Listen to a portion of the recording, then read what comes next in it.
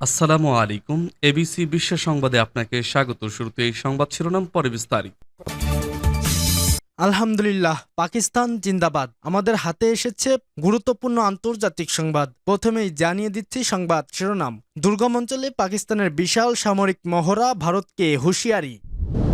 আরও থাকছে ইসরায়েলের বিরুদ্ধে ইয়েমেনি ক্ষেপণাস্ত্র হামলা অব্যাহত। এরপরেই জানিয়ে দিব ভারতের পাশে নেই যুক্তরাষ্ট্র, পাকিস্তানের সঙ্গে সংঘাত এড়ানোর প্রস্তাব।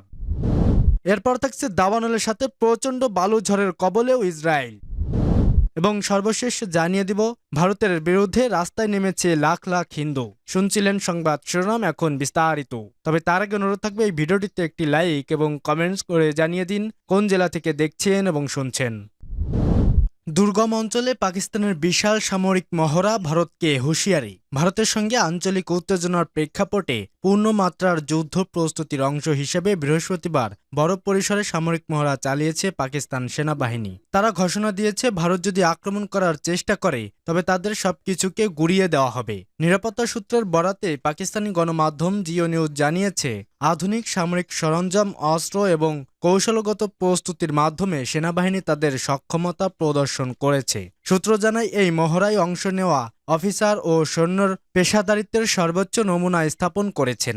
এতে সরাসরি যুদ্ধ কৌশল, আধুনিক প্রযুক্তি নির্ভর অস্ত্রের ব্যবহার এবং প্রতিরক্ষা কৌশলের প্রদর্শন ছিল মূল্য লক্ষ্য। সেনাবাহিনীর ঘনিষ্ঠ সূত্রগুলো বলছে, এই মহড়ার উদ্দেশ্য হল শত্রুর যে কোনো আগ্রাসনের জবাবে পাকিস্তান সেনাবাহিনীর চূড়ান্ত প্রস্তুতির বার্তা দেওয়া এবং প্রয়োজনে তা চূর্ণ করে দেওয়ার দৃঢ় সংকল্প তুলে ধরা।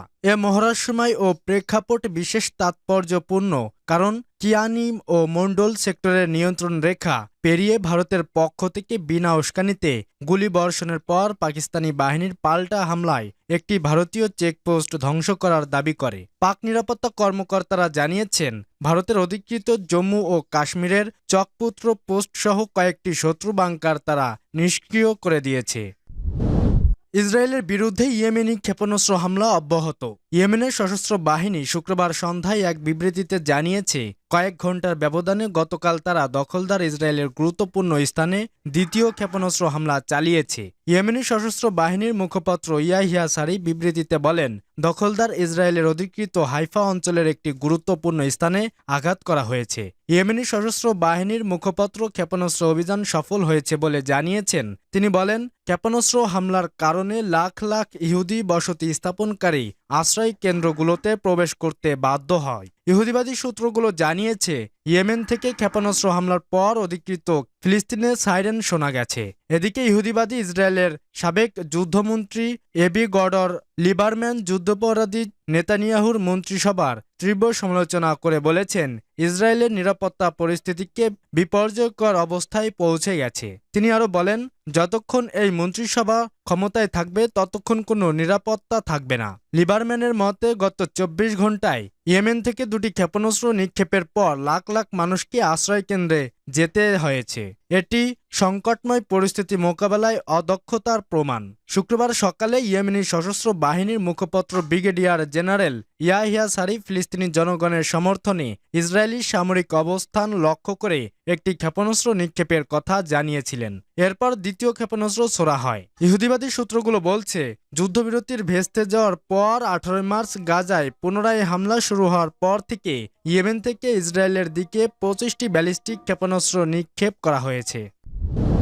ভারতের পাশে নেই যুক্তরাষ্ট্র, পাকিস্তানের সঙ্গে সংঘাত এড়ানোর প্রস্তাব। জম্মু ও কাশ্মীরের পহেলগামে সাম্প্রতিক সন্ত্রাসী হামলার পর ভারত ও পাকিস্তানের মধ্যে উত্তেজনা কার্যত চরমে পৌঁছাইছে এবং এই উত্তেজনা সামরিক সংঘাতে রূপ নেওয়ার আশঙ্কা ক্রমেই বাড়ছে। এমনকি ভারত পাকিস্তানে হামলা করতে পারে বলে গোয়েন্দার তথ্যের বরাত দিয়ে জানিয়েছে দেশটি। এমন অবস্থায় ভারতকে এই অঞ্চলে বৃহত্তর সংঘাত এড়াতে বলেছে যুক্তরাষ্ট্র। দেশটি বলেছে, যুক্তরাষ্ট্র চায় না দক্ষিণ এশিয়ায় আরও বড় কোনো সংঘাত ছড়িয়ে পড়ুক। শুক্রবার এক প্রতিবেদনে এই তথ্য জানিয়েছে সংবাদ মাধ্যম টিআরটি গ্লোবাল। সংবাদ মাধ্যমটি বলছে, কাশ্মীরে সম্প্রতি ঘটে যাওয়া হামলার প্রতিক্রিয়ায় ভারতের পদক্ষেপ যেন পুরো অঞ্চলে বড় কোনো সংঘাতে রূপ না নেয়, এমন আশাবাদ ব্যক্ত করেছে যুক্তরাষ্ট্র। মার্কিন ভাইস প্রেসিডেন্ট জেডি ভ্যান্স বলেছেন, যুক্তরাষ্ট্র চায় না এই হামলার প্রতিক্রিয়া হিসেবে দক্ষিণ এশিয়ায় আরও বড় কোনো সংঘাত ছড়িয়ে পড়ুক, বরং প্রতিবেশী পাকিস্তানের সঙ্গে সংঘাত এড়িয়ে সমঝোতার প্রস্তাব দিয়েছে তারা। ফক্স নিউজের special report with Bret Baier অনুষ্ঠানে দেওয়া এক সাক্ষাৎকারে তিনি বলেন, আমাদের আশা ভারত এমনভাবে প্রতিক্রিয়া জানাবে যাতে এই ঘটনা থেকে কোনো বড় আঞ্চলিক সংঘাত তৈরি না হয়। তিনি আরও জানান, যুক্তরাষ্ট্র চায় পাকিস্তান এই হামলার জন্য দায়ীদের ধরতে ভারতের সঙ্গে সহযোগিতা করুক। ভান্স বলেন, আমরা আশা করি পাকিস্তান ভারতের সঙ্গে সমন্বয় করবে যেন তাদের ভূখণ্ড সন্ত্রাসীরা থাকলে তাদের ধরা যায় এবং শাস্তি দেওয়া যায়। আমরা চাই এভাবেই বিষয়টির সমাধান হোক। আমরা ঘনিষ্ঠভাবে পরিস্থিতি পর্যবেক্ষণ করছি, দেখা যাক কি ঘটে।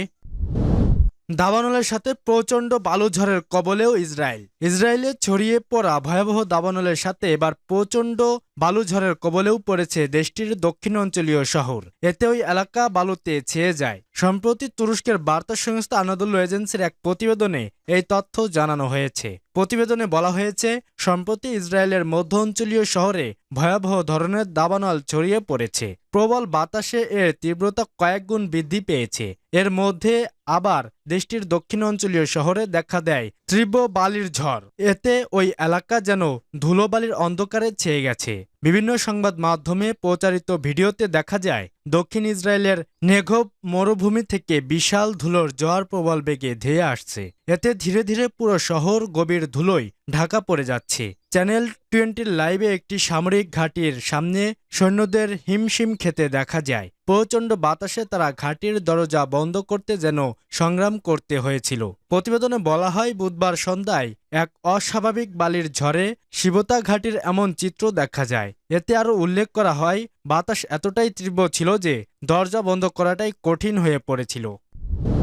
ভারতের বিরুদ্ধে রাস্তায় নেমেছে লাখ লাখ হিন্দু। ভারতের ভিত্তিহীন অভিযোগের প্রবাদে বেলুচিস্তানের কোয়াটায় শান্তিপূর্ণ বিক্ষোভ করেছেন পাকিস্তানের লাখ লাখ হিন্দু সম্প্রদায়ের সদস্যরা। কাশ্মীরের পহেলগামে সম্প্রতি সন্ত্রাসী হামলার ঘটনায় পাকিস্তানের সম্পৃক্ততা নিয়ে ভারতের করা অভিযোগ প্রত্যাখ্যান করে বুধবার তারা এই কর্মসূচি পালন করেন। খবর পাকিস্তান দৈনিক দ্য ডনের। বিক্ষোভের আয়োজন করেন বেলুচিস্তানের প্রাদেশিক পরিষদের পাকিস্তান পিপলস পার্টির সংখ্যালঘু সদস্য সঞ্জয় কুমার। তার নেতৃত্বে শহরের বিভিন্ন সড়কে ঘুরে বিক্ষোভকারীরা কোয়াটা প্রেস ক্লাবের সামনে জড়ো হন। বিক্ষোভে নারী পুরুষ নির্বিশেষে অংশ নেন। তাদের হাতে ছিল ভারতের প্রধানমন্ত্রী নরেন্দ্র মোদী ও ভারত বিরোধী নানা ব্যানার ও প্লে কার্ড। সমাবেশে বক্তারা ভারতের অভিযোগকে রাজনৈতিক উদ্দেশ্য প্রসূত ও ভিত্তিহীন আখ্যা দিয়ে এর তীব্র প্রতিবাদ জানান।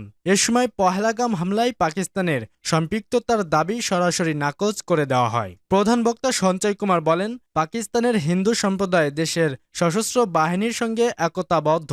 যদি ভারত আগ্রাসনের চেষ্টা করে তবে পাকিস্তানের 1 কোটি হিন্দু সেনাবাহিনীর পাশে দাঁড়াবে। তিনি আরো বলেন, আমরা বারবার বলেছি পাকিস্তান সন্ত্রাসবাদের বিশ্বাস করে না, বরং এ ধরনের হামলার মাধ্যমে পাকিস্তানকে আন্তর্জাতিকভাবে প্রশ্নবিদ্ধ করার অপচেষ্টা চালাচ্ছে ভারত। বিক্ষোভে অংশ নেওয়া নারী নেত্রীর ভারতের সিন্ধু পানি চুক্তি স্থগিতের সিদ্ধান্তও তীব্র সমালোচনা করেন। তারা বলেন, আন্তর্জাতিক চুক্তি লঙ্ঘন করে পানি সরবরাহ বন্ধ করাও এক ধরনের আগ্রাসন।